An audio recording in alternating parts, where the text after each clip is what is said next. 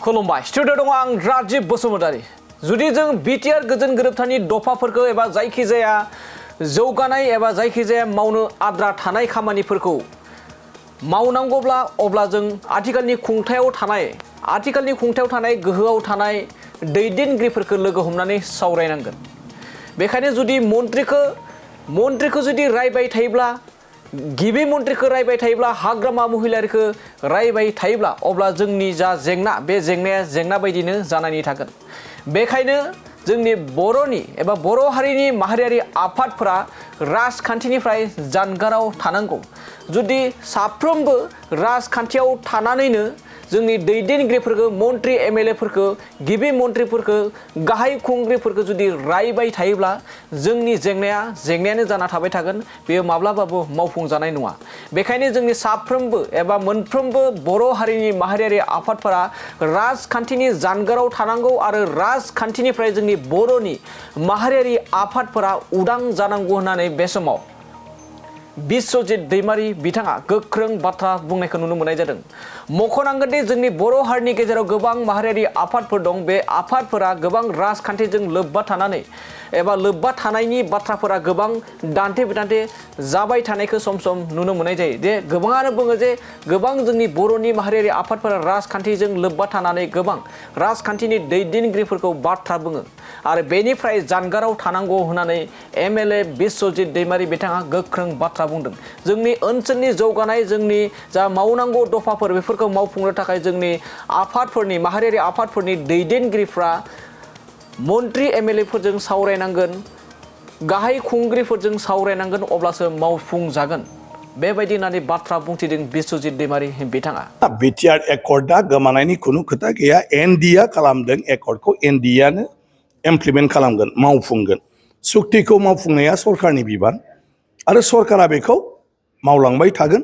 अदेबानि सुक्ति खालामग्राफ्रा बेखौ रायखांनांगोन, गावसोरबो मदद खालामनांगोन, गावसोरबो लामा दिन्थिनांगोन।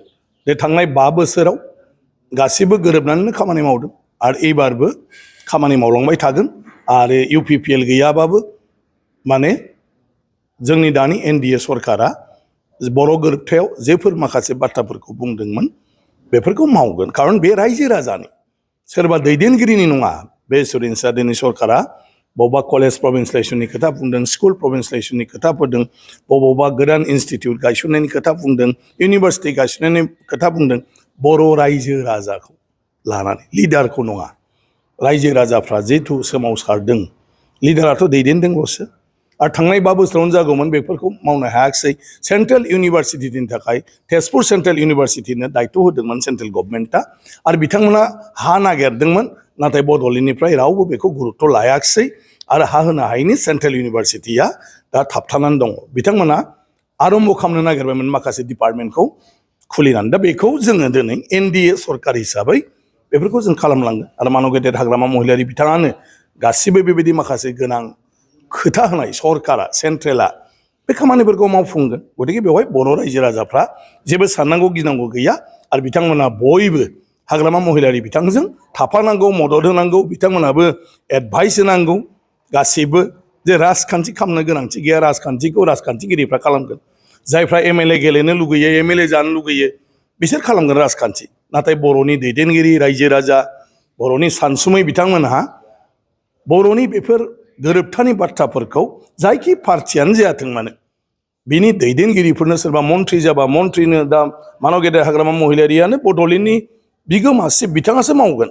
ओंखायनो बिथांनि खाथियाव फैनांगौ, बिथांनो फोरमायनांगौ, बोसोन होनांगौ। गतिके राजखान्थियावनो बयबो हाबफाजोबोब्लाथ' गावजों गाव नांलायनायजोंनो समा थांबाय थागोन आरो जोंनि गोरोबथायाव मोननांगौ खामानिया, मावनांगौ खामानिया थालांबाय थागोन। ओंखायनो बर'फ्रा दा जि गोरोबथा दं बे गोरोबथाखौ बोरैहाय मावफुंनो हायो। गतिके खालि बेवहाय एबसुनि दैदेनगिरि बा सोरबा इउपिपिएलनि दैदेनगिरि बिनि सायावल' लामा नायबाय थाबा जाया। खारन दा अपजिसन जाबाय, हयथ' इउपिपिएलनि दैदेनगिरिफ्रा हयथ' हाग्रामा मानव गेदेर बिथांनि खाथियाव फैनाय नङा आरो हयथ' हिमन्त बिश्व शर्मा मानव गेदेर बिथांनि खाथियाव थांनाय नङा। अब्ला बे बर' गोरोबथाखौ बिसिनि सायाव सोनारब्ला बोरैहाय मावफुंजानो। ओंखायनो बर' गोरोबथानि बाथ्राखौ लानानै दुलाराय बर' फरायसा आफाद बा बेबायदिनो सोरबा बर' थुनलाइ आफाद, जायफ्रा बेजों सोमोन्दो थानाय बिथांमोना गभर्नमेन्टखौ बुंनांगोन खावलायनांगोन हाग्रामा बिथांखौ बुंनांगोन हेमन्त बिश्व शर्मा बिथांखौ बुंनांगोन आरो जोंखौबो बुंनांगोन अब्ला बे बाथ्राफोरखौ जोङो मानाव गेदेर शिब हाग्रामा महिलारि आरो हेमन्त बिश्व शर्मा मानाव गेदेर बिथांजों रायलायनानै जों बेफोर खामानिखौ मावलांनो हागोन आरो ओंखायनो राजखान्थि नेतानि सायाव नोङो नाजानाङा बड'फा उपेन्द्रनाथ ब्रह्मआबो 1986 मायथाइयाव एबसुनि माने प्रेसिडेन्ट जाखांनायनि उनाव जेरा बड'लेण्डनि सोमावसारो अब्ला गासै राजखान्थि हान्जाखौ बुंदोंमोन नोंथांमोना जोंजों थाफानो नाङा आरो थाफायोबा राजखान्थि हान्जाखौ गारनानै थाफा खारन जों खुनु राजखान्थि हान्जाजों लोगो जानो हाया मोनसेजों लोगो जाबा मोनसेया गाज्रि मोनो ओंखायनो जोंहा हारिनि थाखाय मावलांनांगौ आरो नोंस्रा राजखान्थि खालामनोबा खालामबाय था खिन्थु जोंखौ डिस्टार्ब खालामनो नाङा आरो जोंजों थानो लुगैदोंब्ला बिपिएससियाव बयबो जइन जाफैबानो जाबाय आरो बिनि उनाव बयबो राजखान्थि गारनानै बिपिएससियाव जइन जादोंमोन मानाव गेदेर उर्खाव गोरा ब्रह्म बिथांनि दैदेननायाव उर्खाव गोरा ब्रह्म बिथाङाबो बे थांखिखौ लादोंमोन जे बिथाङा खुनु बिपिपि प्रेमसिं ब्रह्म बिपिपि सानसुमा खुंगुर बैसोमुतारि पिडिएफ माने बेफोरबायदि राजखान्थि हान्जा दङमोन जोंहा 1962 मायथाइनिफ्राय बेफोर बिराद गोख्रों राजखान्थि हान्जामोन नाथाय मानाव गेदेर उर्खाव गोरा ब्रह्म आं बिथांनि एसिस्टेन्ट जेनेरेल सेक्रेटारिमोन बिथाङा थाल्ला थुल्ला बुंना होदोंमोन जे जों खुनु राजखान्थि हान्जाखौ सापर्ट खालामनो हाया जायनि थाखाय प्रेमसिं ब्रह्म मानाव गेदेर बिथाङा कंग्रेसाव जइन जादोंमोन आरो सानसुमा खुंगुर बैसोमुतारि बिथाङाबो गारनानै दोनदोंमोन बिनि उनाव बिथाङा फैनानै एमपि जादोंमोन आरो माने पिडिएफआबो बिथांमोना माने माबा खालामनो हायाखैमोन आरो पिडिएफखौ गारनानै मानसिफ्रा मानाव गेदेर उर्खाव गोरा ब्रह्म बिथांनि दैदेननाय नैथि खेबनि जिथु बड'लेण्डनि सोमावसारनाय बेवहाय बयबो बाहागो लादोंमोन गतिके बेजोंसो जाफुंसारदों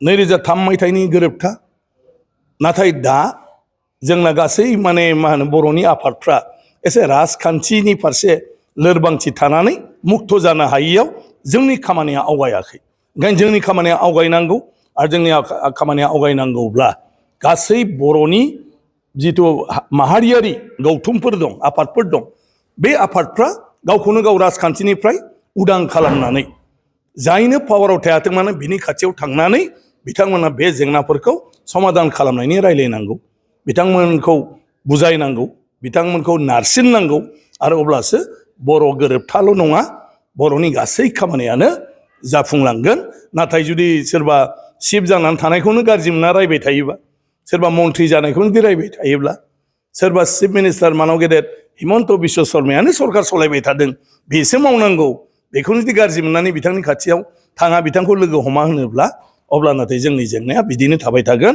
ओंखायनो बिनिफ्राय राजखान्थिनिफ्राय उदां जानांगौ जोंनि माने माहारियारि आफादफ्रा आरो